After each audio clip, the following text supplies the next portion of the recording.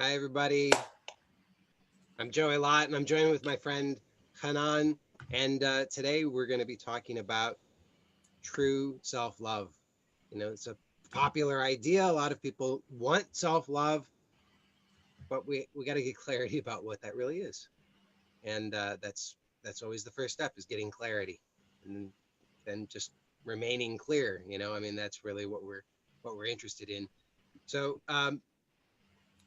Tell about a little bit about why Joey and I are here together and kind of what we're focused on here. And you're going to see us here pretty much between 11:30, pretty much every day of the week. So you can join us anytime.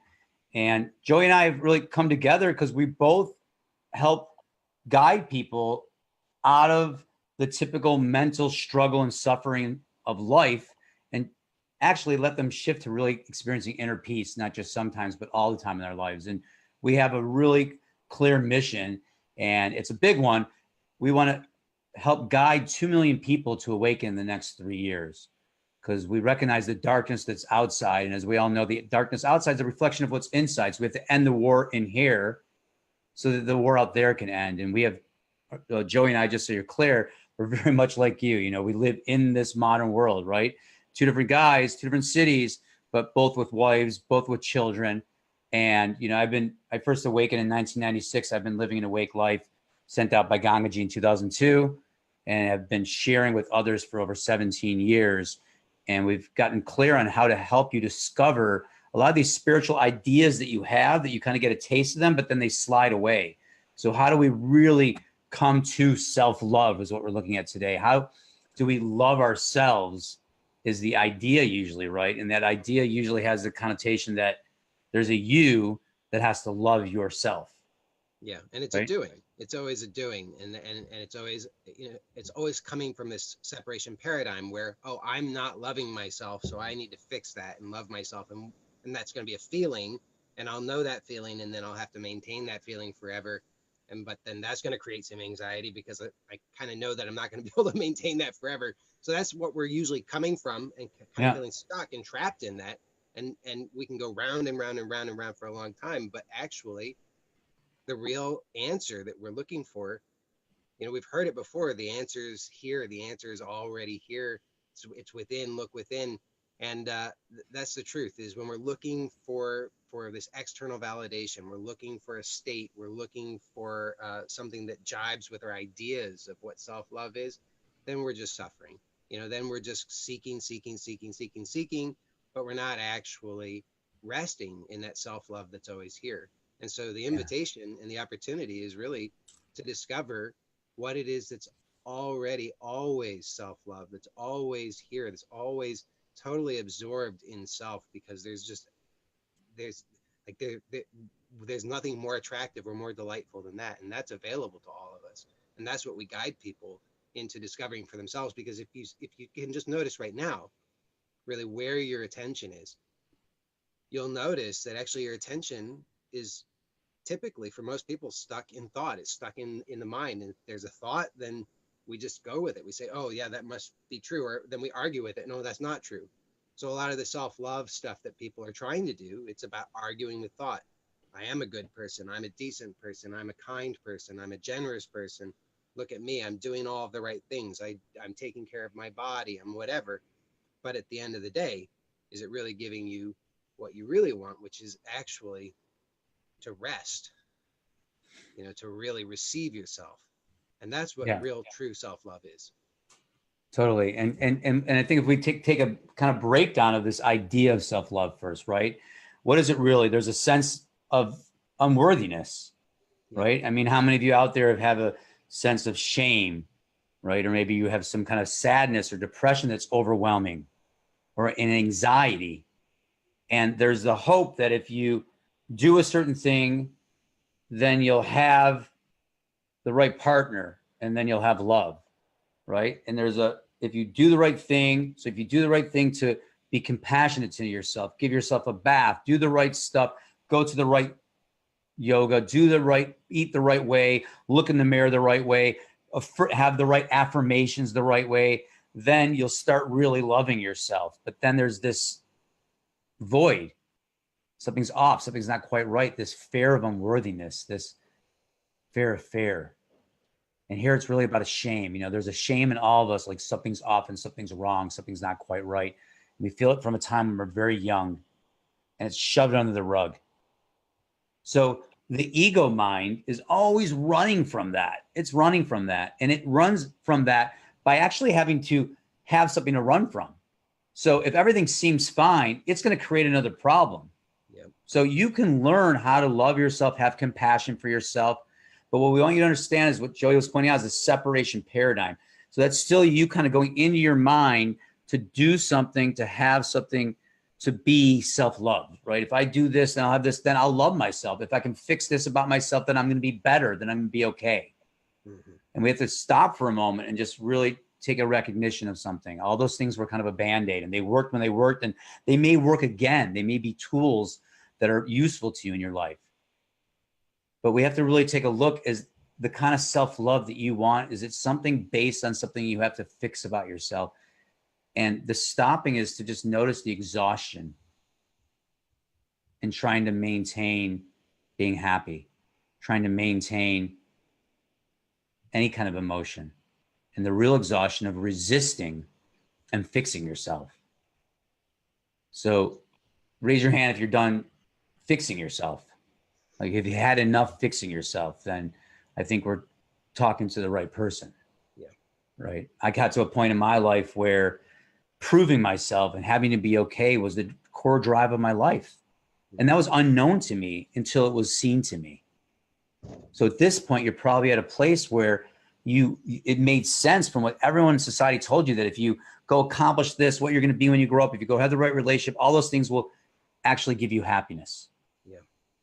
And then you've discovered that no matter what you own, have, or do, how much you fix yourself, it's not really giving you what you really, really deeply desire. So self-love happens when we're willing to embrace every aspect of who we are. Yeah, it's really, right? It really is. I mean, it's a radical self-acceptance, and I feel like that That's when, right. you know, for me, there's a really clear example. Not all of us were so fortunate to have, you know, really wonderful childhoods, but I think all of us have had the experience of looking at a baby and seeing the total innocence and lovability of this child, right? I mean, and this baby doesn't have to do anything. There's nothing that the baby has to do to earn that or deserve that. I mean, the baby is just being the baby, totally itself. It poops on its diaper. It, you know, it does its thing. But there's nothing about this baby that's not lovable. Absolutely, totally lovable. And we all recognize that. But then for ourselves, we fall into this trap of thinking, oh, I have to do something to be lovable. I have to do something to receive love. But the reality, which you can tune into right now, you can recognize that actually the receiving is happening. Whatever your mind has to say about it, you are actually receiving yourself right now. Absolutely, totally. There's no possibility of anything else because you're here right now. You can just notice that you're actually here, and that this being, this here-ness, is always receiving effortlessly, just like that baby receiving the totality of life. Yeah, it's like Joe. It's like what I like to call it's innate. Is really what it is, right? It's an innate self-love, that it's innate love for someone you love. Like think about right now, someone you love deeply. If you have a child when you first saw them, but anyone in your life that you love, it's innate towards your mother, your father. There's an innate self-love. Even if you can't stand your parents, there's still an innate love for them. Yeah. You see? So that just shows you how the mind beating you up and being negative isn't something you really have to pay attention to. And I think maybe in the next episode, I was thinking we'd go into taking a look at how we take things personal about what our mind says about us and what other people say about us, right? Yeah. But what I want you to, so how do you love yourself, right? Yeah. So again, we do that in access points. We get you to a space where you're fully loving yourself. And then our willingness to welcome everything course, the ultimate self-love course, we really bring you into full integration of embracing every aspect of who you are. But right now, what's possible? So right now, what's possible is to notice any kind of anxiety, shame, feeling that doesn't feel okay. It's been told its whole life it doesn't belong here. And just to start becoming aware of the resistance and the indulgence, how the body wants to just pop away from that, and how it just jumps into the mind and tells you what's wrong with me. Why did I do that? I should know better, or whatever your mind says, to really just start kind of slowing that movie down and recognizing there's actually a choice. Okay. So instead of picking up like another piece of armor to protect yourself, what if you just let the mind be the mind and you let the emotion actually be the emotion? Yeah. So the real doorway to that innate self-love is to really meet what is here. Mm-hmm. In the meeting of what is here, even if that's not comfortable, it's a lot less exhaustion and a lot less energy than running from something. And first, we have to become a little aware of what we're running from. So to start, notice just where's that discomfort? Where is that shame in you? And what's the typical way you go about getting rid of it or trying to seek something better? And what we're saying is that seeking something better never works. Everything has to finally be met here. It is in recognizing that you be, that you are. And it seems so fleeting and small. It seems so simple. The mind says, can't be that, because everything's do be, to have be. This is be first. And it doesn't mean stoically sitting. It doesn't mean being still. It doesn't mean all these ideas we have about just intimately starting to just notice what is here. Yeah. And I'll give you one other thing to take a look at. Notice your breathing. Look at that breath as something you have to do. And I want you to, until we meet again, see if you can just notice your breath and see if your breath keeps coming, if you can actually just kind of receive your breath. And in that, you tell me if there isn't self-love already there. It's beautiful. It's really beautiful. So I think we'll leave it at that. Thank you so much, everybody, for tuning in today.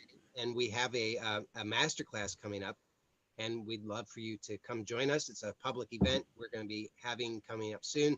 And if you type the word class below, if you're watching this on Facebook, we'll send you something so that you can register for that, and you'll get the notices, and be super simple.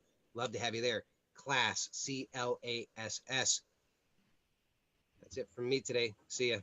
Thank you. Bye, everyone. Love you. It's Awakening to Your True Oneself Masterclass. You can also go to brianmark.com/masterclass.